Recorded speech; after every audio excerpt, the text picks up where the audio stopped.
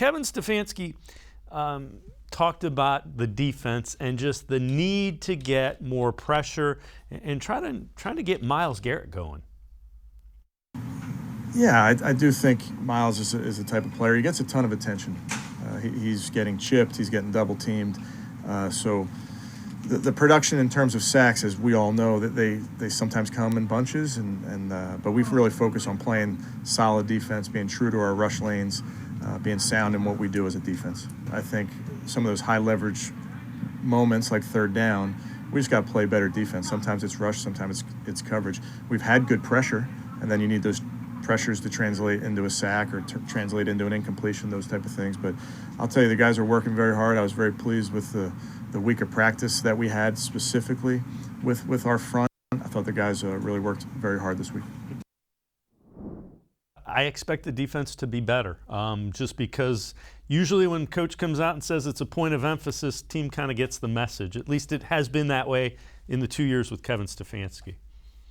Yeah, and you have to understand Stefanski and his tone there a little bit. He's not going to call people out. He's not going to single them out individually.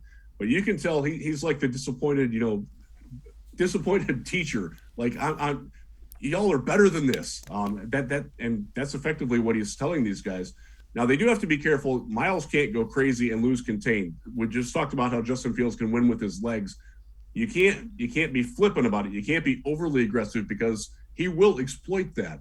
But they do have to get to him. They do have to get Myles going. Look, the Bears' offensive line, it's certainly not to the level of the Browns. It's probably not to the level, honestly, of what they saw in Houston last week. They're going to be able to get some pressure against it.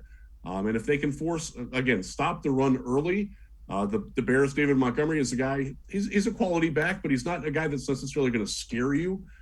So they've got they have the blueprint. They have talent and personnel in place to do what they need to do to stop it. They just have to execute better. As Stefanski said, they have to understand their landmarks and execute the plays because, it's there for the taking. Let's see it. It's week 3. Saw it a little bit in week 1. Didn't see enough of it in week 2. It's time. It's time, Myles. It's time, Jadeveon. It's time, defense. Let's go, Joe Woods. Come on. We need it.